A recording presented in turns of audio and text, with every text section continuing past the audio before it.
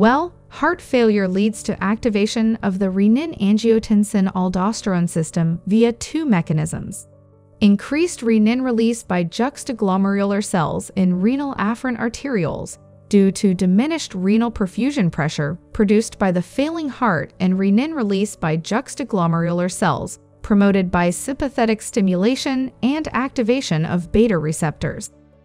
The production of angiotensin II, a potent vasoconstrictor, and the subsequent stimulation of aldosterone release that causes salt and water retention lead to increases in both preload and afterload that are characteristic of the failing heart.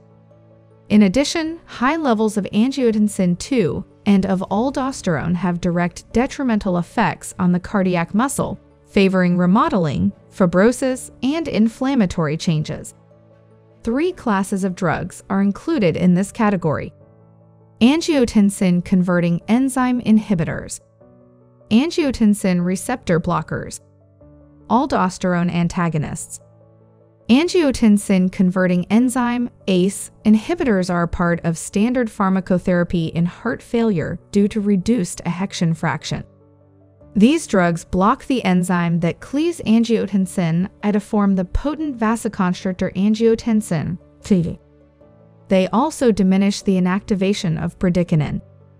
Vasodilation occurs because of decreased levels of the vasoconstrictor angiotensin II and increased levels of bradykinin, a potent vasodilator.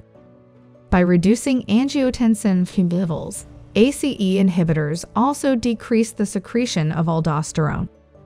ACE inhibitors decrease vascular resistance, afterload, and venous tone, preload, resulting in increased cardiac output.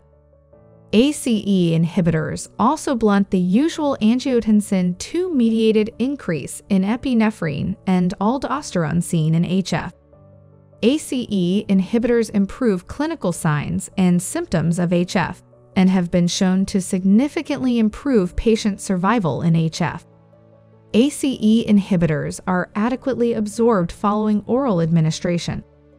Food may decrease the absorption of captopril, so it should be taken on an empty stomach.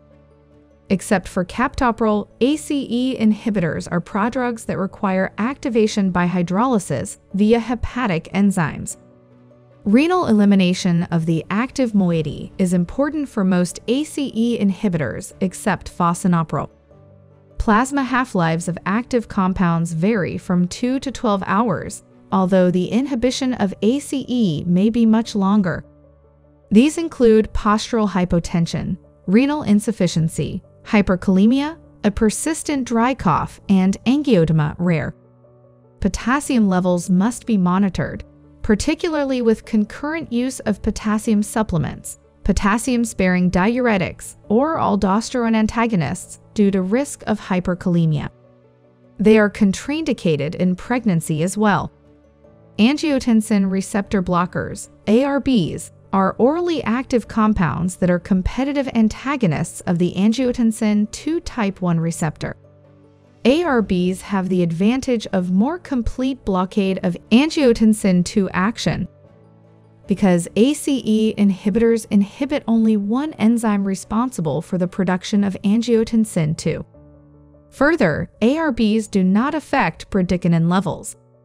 Although ARBs have actions similar to those of ACE inhibitors, they are not therapeutically identical. Even so, ARBs are a substitute for ACE inhibitors in those patients who cannot tolerate the latter. Although ARBs have a different mechanism of action than ACE inhibitors, their actions on preload and afterload are similar. Their use in HF is mainly as a substitute for ACE inhibitors in those patients with severe cough or angioedema, which are thought to be mediated by elevated bradykinin levels.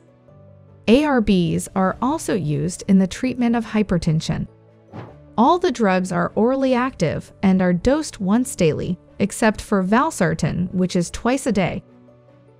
They are highly plasma protein bound, and, except for candesartan, have large volumes of distribution.